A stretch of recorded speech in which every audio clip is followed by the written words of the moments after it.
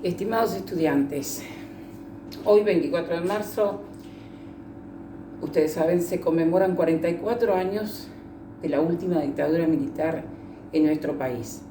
Una dictadura militar que no fue una casualidad, que fue una causalidad de una serie de eventos que sistemáticamente se venían perpetrando desde el propio Estado como actos terroristas cometidos contra los propios ciudadanos, y también otro hecho clave, que fue la proscripción de casi 2 décadas de un partido político, que fue el Partido Justicialista, el partido que había fundado ni más ni menos que el general Perón, un hombre del ejército también, que nunca dejó de ser un militar, claramente. Este hecho, sumado a la expansión en América Latina de grupos de guerrilla urbana. ¿Y qué son las guerrillas? Son grupos de personas que, convencidos obviamente de sus ideales políticos y de los principios que animan la justicia que ellos requieren para vivir sus vidas cotidianas y extender al resto de la ciudadanía, los animan precisamente a tomar las armas y a salir a la calle. Ni una cosa está bien ni está buena, porque las guerrillas no le han hecho bien a ninguna ciudadanía del mundo, ni tampoco está bien, mucho menos bien, que el Estado se convierta en el Estado terrorista, en el Estado que captura, en el Estado que toma a las personas, que las priva legítimamente de la libertad, que las coerciona, que a su vez toma a muchas entidades del Estado, propiamente dicha, como rehenes, porque no existía el poder judicial, la educación, el sistema educativo estaba intervenido. Y toma otros organismos sociales muy importantes, como la Iglesia, por ejemplo, que tuvo sus cómplices y sus colaboradores que claramente te permitían salir a la iglesia. Y las señoras, obviamente, sobre todo las abuelas, confiaban en el cura del barrio, confiaban, por supuesto, en los más altos estrados de jerarquía de la Iglesia, que claramente se convirtieron en los principales espías, digo, desde el ámbito cotidiano y social, desde el lugar donde nadie sospecharía. Lo mismo ocurrió en las escuelas. El colega de al lado no sabía si era tu colega o era tu enemigo. Los hijos se convirtieron también un poco en los responsables directos, está bien, por contarle a sus padres lo que se hablaba en las clases. Y es un hecho natural que el chico sienta curiosidad por lo que se habla en clase y lo transmita a sus padres. Y los padres, por temor, por miedo, posiblemente por desidia, por esto de no me meto, no quiero, no me importa, ¿qué tiene que ver conmigo? Al que no se metía no le pasaba nada, una respuesta que está architrillada en mi vida de educadora. La respuesta es hoy, y la gran pregunta a esa respuesta es: ¿qué nos pasa cuando estamos privados de la libertad?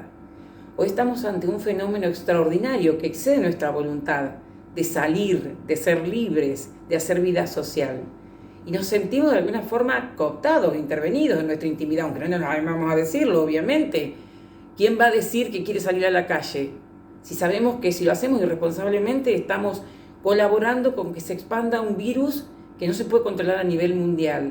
Con que sabemos que también los únicos que pueden salir a la calle y que están expuestos y que están dejando sus propias familias, y en este contexto se reflexiona el 24 de marzo, lo vuelvo a repetir, de 1976, son los que trabajan en sanidad, los médicos, las enfermeras, los auxiliares en las escuelas, los docentes que están colaborando en los espacios, y también la gente que voluntariamente a través de distintos organismos y a través de autoconvocación está colaborando en las situaciones de vulnerabilidad extrema, que son la gente en condición de calle, que va a seguir estando en calle, porque por ahora no las estás viendo, porque no estás saliendo de la calle, claramente.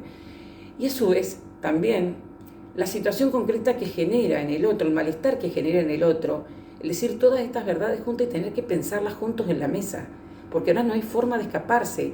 Estamos todos los días juntos como familia. No me puedo ir al trabajo ni evadirme de la pregunta hoy. La pregunta que me hizo el chico hoy la tengo que responder mañana. Y si no es mañana, será pasado. Y está bueno que si no tengo respuestas también las afronte. Porque el terrorismo de Estado, que es cuando el Estado intervino en forma sistemática, todas las instituciones del Estado, y declaró estado de sitio en el territorio nacional, se llevó puestas 30.000 personas declaradas, pero también se llevó puestas otras tantas identidades que no sabemos. Y esto no es un dicho de los políticos ni un discurso trillado que saco de cualquier lado. Tampoco me interesa hoy, un día como hoy, leerles nada de ningún libro. Esto es simplemente un hecho que nos lleva a reflexionar como comunidad y como entramado humano, dentro de un contexto en el que estamos interpelados por una realidad social que nos supera, que es una pandemia. Bueno, el terrorismo de Estado en aquel momento, hace 44 años, era peor que esta pandemia. El de al lado se escondía, el que te veía que te llevaban de prepo se callaba, el que tenía miedo denunciaba, el que sabía algo se lo contaba al más fuerte para que fuese a la autoridad de turno. La autoridad de turno, si no se animaba por miedo a que le ataquen a los propios, también lo hacía. Y Carlos Casares no fue una isla. Carlos Casares tuvo desaparecidos, tuvo colaboradores de los genocidas de los 70 y claramente tiene una historia pendiente, largamente pendiente con la propia ciudadanía casarense. Cuando nosotros recibimos como profesores los programas como los de Jóvenes y Memorias, tenemos que pensar que además tenemos un retazo de nuestra historia para explotar. Y hay que explotarlas con garantías, garantías de las familias que hay detrás. Contar alguna vez las biografías de las personas que desaparecieron en Carlos Casares con la autorización de las familias, pero también con la autorización de las familias del otro lado, de los que tuvieron que denunciar, decir, a ver cómo lo hicieron, en qué contexto. Claro, es un tema delicado, ¿no? Bueno, de esto se tratan las nuevas memorias. Estas memorias que se construyen a corto plazo, cara a cara y en el aula. Estas memorias que después se interpelan y que salidas de contexto molestan a muchas familias. Y las entiendo. Y las justifico. Claramente que las justifico. Yo también me pondría muy mal si mi hijo viene y me dice, mi profesora dijo que hay que buscar la biografía de todos los desaparecidos de Carlos Casares. No. Mi profesora propone algo que se puede hacer con la anuencia, por supuesto, de las autoridades educativas y con permisos especiales que se obtienen a través del Congreso de la provincia, Senado de la provincia, diputados de la provincia, porque para sacar información de jóvenes, de la Comisión Nacional Provincial por la Memoria de la Provincia de Buenos Aires, y en el mismo programa, en el mismo contexto en el que se trabaja por jóvenes y memorias, hay que obtener un permiso especial para poder ver la documentación que perteneció a los casarenses. Y eso no necesita de ninguna acreditación especial, sino de una responsabilidad especial. Entonces, 24 de marzo de 1976, hace 44 años, empezaban a desaparecer personas. Cuando yo digo la iglesia fue cómplice, piensen ustedes en el contexto en el que bajó el Papa a la Argentina en el conflicto con Chile, pero que a los pocos meses la Argentina declara la guerra de Malvinas contra los ingleses, que nos lleva a otros tantos jóvenes que desmantelados en todos los sentidos, sin armas, sin disciplina militar, sin preparación previa y con un deber que le metieron en la cabeza que no era diferente al deber que le podemos salir a meter hoy a ustedes en la cabeza. Esto de cumplir con la patria. ¿Con qué patria estoy cumpliendo? ¿Con una patria genocida, donde me están asesinando y me están matando? No, eso no era cumplir con la patria. Cumplir con la patria es cuando vos la honrás desde tu lugar de trabajo, desde tu lugar de hijo, de estudiante, de nieto, de abuelo, de padre, de hermano, de tío, dentro del entramado humano que somos todos los argentinos. Eso es honrar la patria. Hoy estamos haciendo patria cuando nos quedamos en nuestra casa. Bueno, ese 24 de marzo, te vuelvo a repetir, fue el momento en el que el último golpe de Estado se perpetró en la Argentina, pero en toda América se fueron dando golpes de Estado. Y te vuelvo a retomar este concepto. Las guerrillas urbanas también salieron en toda América. ¿Y por qué esas guerrillas salieron en toda América? Los partidos políticos proscriptos volvieron a aparecer y a desaparecer sistemáticamente tantas veces como los militares quisieron. ¿Quién era el país que ponía el dinero para sostener este terror en las calles? Bueno, Estados Unidos, a través de un plan militar que se diseñó para América Latina, que fue el plan Cóndor, precisamente, ¿no? Cóndor como el cóndor que define a los americanos, el cóndor nuestro de la cordillera, ¿no? De los Andes, del antiguo incanato. Bien, ¿y qué pasó después de esto? En 1983 se restituyó, después de varias pérdidas, entre ellas los jóvenes, les vuelvo a repetir, de Malvinas, que este próximo 2 de abril vamos a estar reflexionando otra vez sobre este hecho. Entre ellos, los ciudadanos ilustres, como por ejemplo el Premio Nobel de la Paz, actual presidente del CERPAG y también de la Comisión Provincial de la Memoria, Adolfo Pérez Esquivel. Fue desaparecido y a las pocas horas restituido a la sociedad. ¿Por qué? Porque no existían estos medios, los medios digitales, pero también porque había una impunidad atroz que permitía que hasta un Premio Nobel de la Paz sea secuestrado. Bueno, miren esto, qué casualidad, ¿no? Y qué causalidad en toda esta historia.